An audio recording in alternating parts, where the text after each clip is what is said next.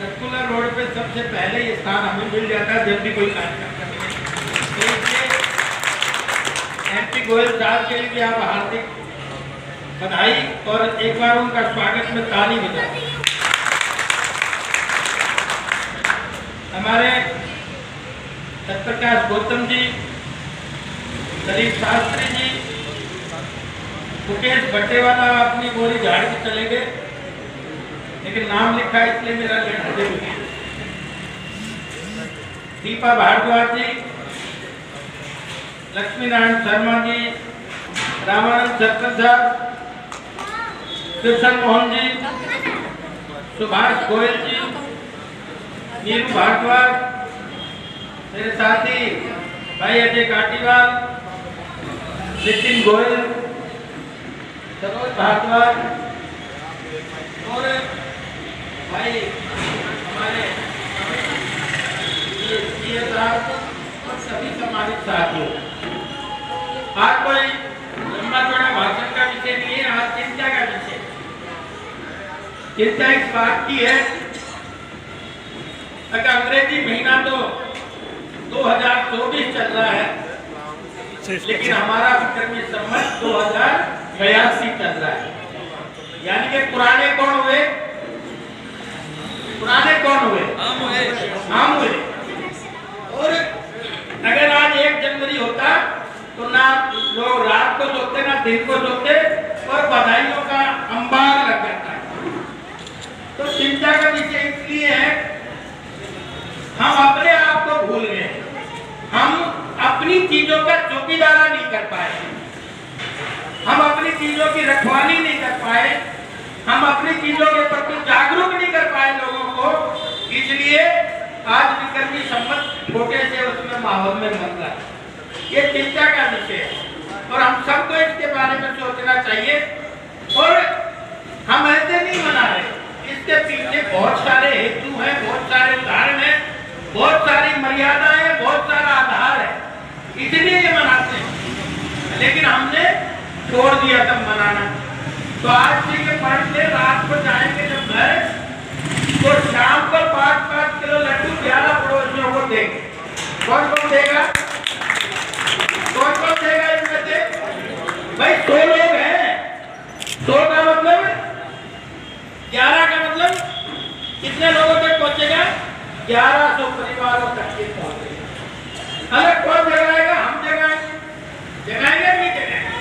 तो 11 पड़ोसियों को 5 चुराना, जिसके एक तरफ हो तो एक तरफ ले देना। लेकिन उनको आधा किलो लड्डू और उनके घरों में बांट के आना, ताकि उनको पता चले किस बात के लड्डू बट रहे हैं, किस बात के लड्डू बट रहे हैं। वो बार बार पूछेगा तो उसके ध्यान में ये बात जरूर आए। और फिर सारे धर्म आए, लेकिन सबसे पुरातन तो हमारा सनातन ही है कि नहीं? आज दुनिया तो उसके आधार मान लेके चल रही है, लेकिन हमने दूसरों को दे दिया अपना काम, दे दिया कि नहीं दे दिया? तो मोदी जी कहते हैं, बोलो 5 प्रण ले लो। अपने देश के लोगों से ये कहते हैं 5 प्रण ले लो। उन 5 प्रण में सबसे पहला यही है कि हमने गुलामी के चिन्हों को हटाना है। गुलामी के चिन्हों को घर में घुसने नहीं देना चाहिए, चाहे वो किसी भी समय की गुलामी रही, चाहे मुगलों की रही हो या अंग्रेजों की रही हो। अब वो चीज तो आज भी हम पे हावी है, लेकिन हमारी चीज आज की दबी पड़ी है, कुचली पड़ी है, दिखाई तो नहीं दे। तो मोदी जी कहते हैं कि भाई गुलामी के चिन्हों को हमने हटाना है, गुलामी के चिन्हों को हमने याद नहीं करना, ना उनके इतिहास को याद करना। और वो तभी हो सकता है प्रजातंत्र में जब एकता एकजुटता होगी। दूसरा है एकता और एकजुटता। कहीं जात में नहीं बंटना, कहीं भाषा में नहीं बंटना, कहीं प्रांत में नहीं बंटना। व्यक्ति तो एकता एकजुटता दिखाएंगे तो वो दिन दूर नहीं, पूरी दुनिया सनातन का लोहा बनेगी। तो कई बार कहता हूं, अगर भारत के गौरव गरिमा ग्रंथ की रक्षा हो, भारत के गौरव गरिमा और ग्रंथ की रक्षा हो, और धर्म सनातन के हक पंथ की रक्षा हो, और आप लोगों ने ऐसा बटन दबाया जा रही है। इसलिए मैं आप सबका धन्यवाद करता हूँ और आने वाला समय आपका ही है और वो जब ही है जब एकजुटता हम दिखाएंगे, लेकिन इतना आसान नहीं है। इसके लिए हमने धर्म की प्रकाशता करनी पड़ेगी। तो कहा जाता है ना, धर्म मृत्युमपि न साध्यम, यानी कि मेहनत करनी पड़ेगी। ये काम नहीं चलेगा कि एक ने दूसरी तरफ उंगली कर दी, वो कहते हैं ये कर लेगा ये काम तो, लेकिन क्या तो मेरी तरफ की उंगली है। अगर आप दूसरों के भरोसे बैठे रहोगे तो कैसे काम चलेगा? तो सबसे पहले मानसिकता हमें ये बनानी चाहिए मैं करूंगा। मोदी जी कहते हैं बातों से काम चलने वाला नहीं है। बातों से काम चलता तो बहुत पहले नेता बहुत बड़े बड़े भाषण देके चलेगा कि नहीं?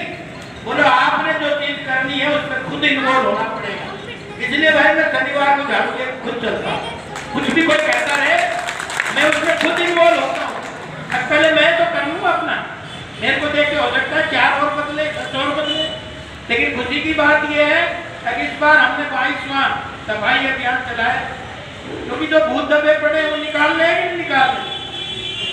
भाई निकालने कि नहीं निकालने? तो वो झाड़ू से निकल सकते हैं। दलित शास्त्री जी जब झाड़ा मारते हैं तो भूत निकलता है नहीं, या झूठ मूठ में मारो। तो मेरी गारंटी अगर रेवाड़ी के भूत नहीं निकाल दो तो आप सब झाड़ू हर शनिवार को हमारे साथ हो लो। और 22 शनिवार तक हमने लगातार लगाया है, कोई दिन नहीं रुका। एक ऐसी माइनस डिग्री टेम्परेचर में भी हमने लगाया। और आजकल तो मौसम बढ़िया है, तो अपने अपने मोहल्लों में, क्योंकि मैंने तो सदन में भी ये बात उठाई, मैंने कहा इंदौर का नाम बार बार लिया जाता है, उसका कारण अब वहां के लोग कचरा नहीं फेंकते बाहर, और अगर कोई फेंकता हुआ नजर आ जाए 1 मिनट में चालान होता है और उसका फोटो डस्टबिन में लग जाता है, डस्टबिन के ऊपर लग जाता है उसका फोटो। तो हमने सबसे जागरूक रहना पड़ेगा, तब ये जाके होगा। फिर मैंने ये कहा कि इंदौर में 550 टन कचरा निकलता है, हमसे तो कई गुना बड़ा शहर है। और उन्होंने बायो सीएनजी प्रोडक्ट की मशीन लगा रखी जो 550 टन उस कचरे को निस्तारण भी करती है, और उससे 19 टन जो है सीएनजी गैस पैदा हो, मतलब आम के आम और गुठलियों के। तो 19 जब वो टन वहां से सीएनजी पैदा होती है तो 400 बस रोज उससे चल सकती है। हम पोल्यूशन करते रहते हैं, कुछ चिंता करता है? कौन करेगा चिंता? तो पोल्यूशन तो जब ही दूर होगा जब उनके संसाधन जुटाने पड़ेंगे। इधर कचरा का प्रबंधन भी हो जाएगा, उधर सीएनजी बसें भी आ जाएंगी। और बस के बारे में मुझे याद आया, हरियाणा को 25 इलेक्ट्रिक बस मिली थी, जो 5 बस रेवाड़ी के हिस्से में। नहीं तो दक्षिणी हरियाणा कभी नंबर पड़ा करता क्या? लेकिन 5 बसें आपकी यहाँ चल रही है। और सबसे पहले ज्यादा बस हम लाएंगे ताकि पोल्यूशन फ्री भी हमारा रेवाड़ी शहर हो। ये छोटी छोटी बातें लेकिन बड़ी महत्वपूर्ण बात है। श्वास अगर आपका प्योर नहीं है तो आपकी कोई चीज प्योर नहीं है। आप कितने धनवान हो, कितने गरीब हो, कितने अमीर हो, कोई फर्क नहीं पड़ता, क्योंकि भोजन के बिना आदमी 1 सप्ताह भी रह सकता है, पानी के बिना भी रह सकता है, लेकिन श्वास तो 1 मिनट भी अगर कुछ गड़बड़ है तो फिर गड़बड़ ही है। तो ये इतना इंपॉर्टेंट चीज को हमने इग्नोर कर रखा है। तो उसमें मैं देख रहा था, पढ़ रहा था, तो मैंने देखा कि जो पॉल्यूशन 35% डस्ट से पैदा हो रहा है, फैक्ट्रियों से भी हो रहा है, गाड़ियों से भी हो रहा है, लेकिन हम डस्ट को भी कंट्रोल कर लेंगे तो 35% पॉल्यूशन किससे हो रहा है? इससे पैदा हो रहा है। तो ये तो हम कर सकते हैं कि नहीं कर सकते?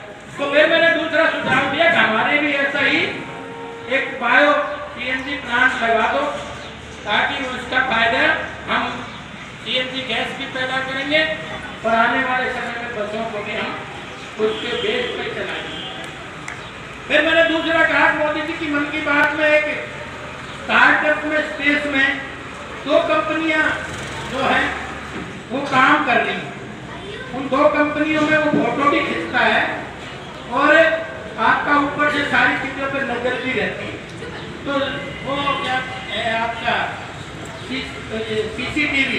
सीसीटीवी तो चोर पहले उन्हें बंद करें, करते कि नहीं करते? पहले उसका इलाज करें, घर कचरा ना आ जाए। लेकिन उसको कैसे बंद करेंगे? मैंने कहा जो स्पेस स्टार्टअप में हम कर रहे हैं तो सब जगह सैटेलाइट के द्वारा बना दो, जिससे अपराध की एक चीज भी टच उस पर करेंगे। अब कौन क्या कर रहा है कि एक्टिविटी डालेंगे उसके फोटो आ जाए, लेकिन आपके इससे नहीं आएंगे, जो सीसी कैमरे से नहीं आएंगे, तो उससे ही आ जाएंगे। तो उससे अपराध भी आप कंट्रोल कर सकते हो।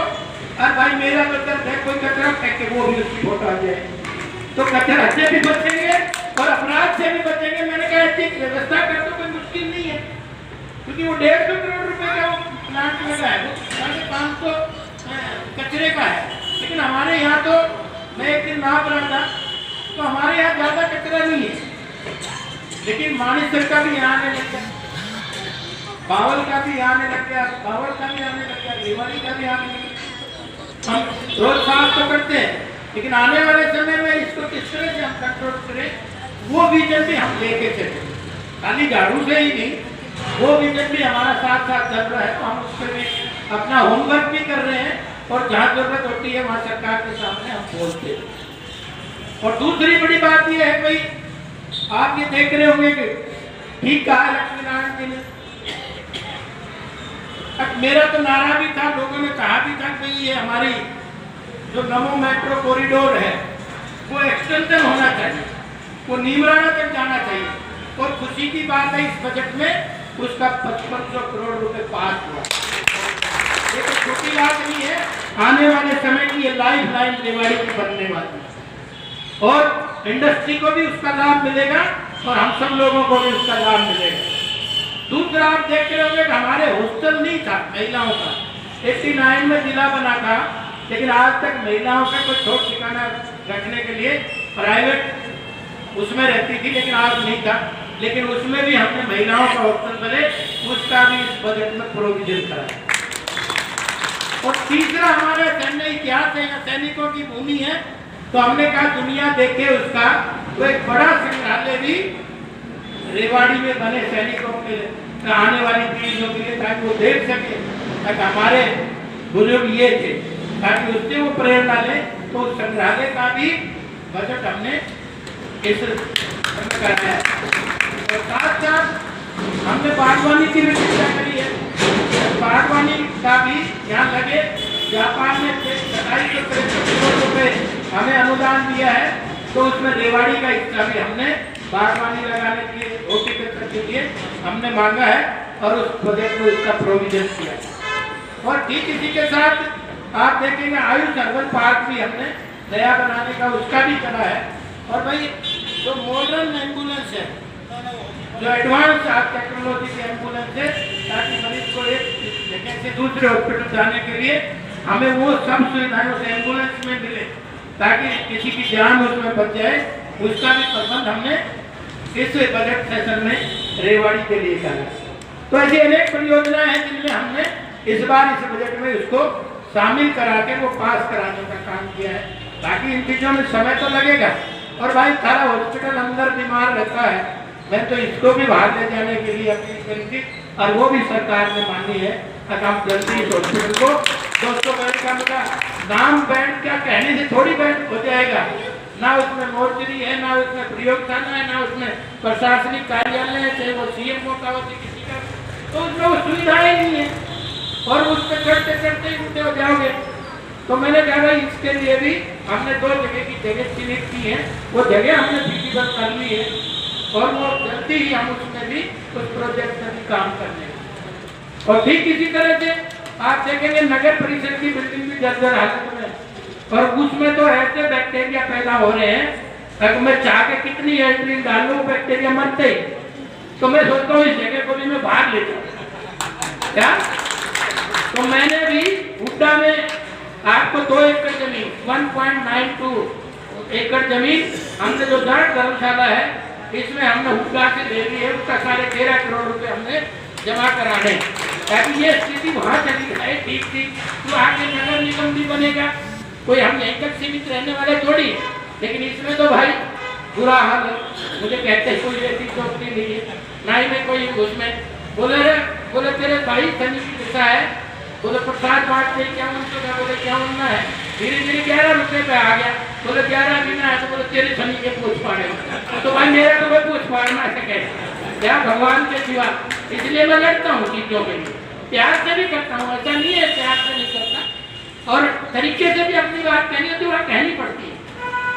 तो आपके नगर परिषद को भी हम बाहर ले जाएंगे, आपके दोनों बस स्टैंडों को भी हम बाहर ले जाएंगे। मैंने 65 करोड़ 32 लाख रुपए इस पर बस स्टैंड के पास कराए हैं, और ये 3 महीने के अंदर मैं आपका काम शुरू करा दूंगा। इसी तरह से हमने टेंडर धारवेड़ा का भी छुटवा दिया है।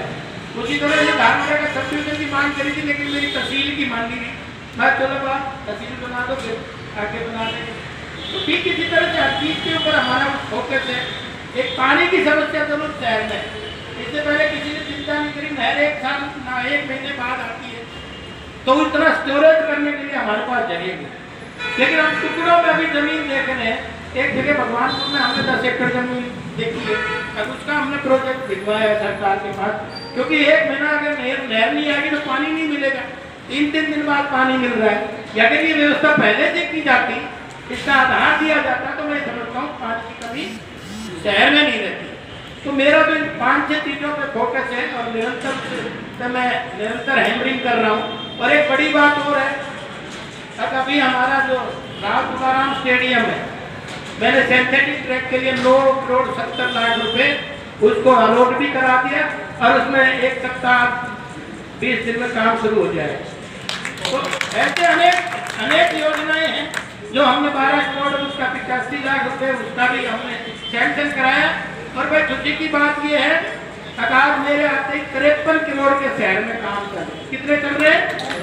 53 करोड़ के, पर आपको दिखाई नहीं देंगे क्योंकि अंधेरा बहुत है, अंधेरा बहुत है, इसलिए दिखाई नहीं देंगे। लेकिन चिराग जलाना कहाँ मना है, ताकि आने वाले समय में वो चीजें दिखाई दें।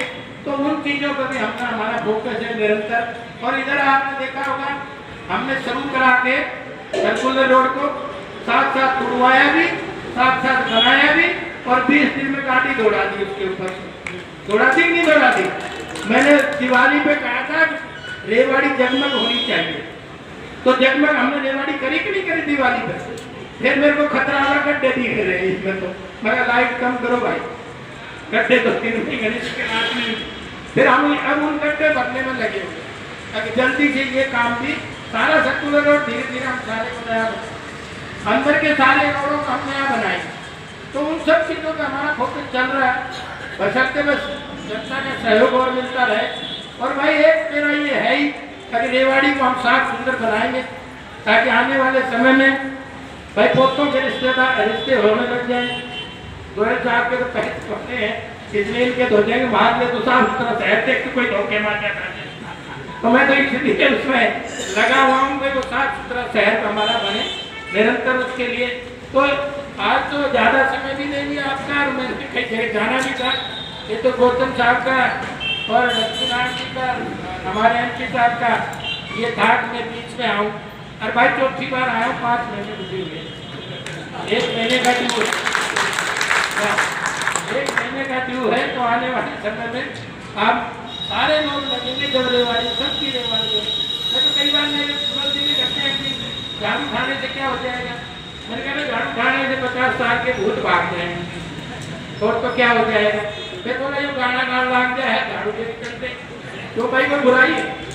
भजन गाना कोई बुराई है क्या? मेरा तो काम ही भजन में चलाया है। आज तो राम का दिन भी है कि नहीं? राम का दिन है कि नहीं? तो मैंने कहा था भाई मेरी झोपड़ी में राम आएंगे, और राम आएंगे तो लक्ष्मण को भी लाएंगे। तो आज तो इतनी संकट है, आज तो राम का दिन है। ये तो आप नहीं करते तो भी मैं गाता तो, क्योंकि कईयों को परेशानी हो, कहीं ठीक हो तो कर देना चाहिए, कर देना चाहिए।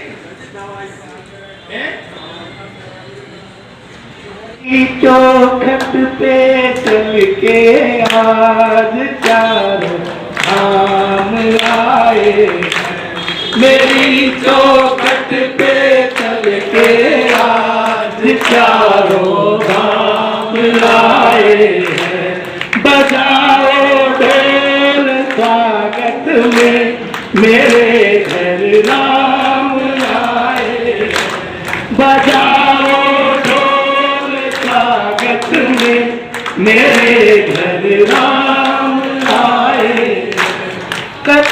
सबरी थी जैसे जुड़ गई मेरी कहानी से। न रोको आज धोने दो चरण आँखों के पानी से। बहुत खुश हैं मेरे आंसू, बहुत खुश हैं मेरे आंसू के प्रभु के काम आए हैं।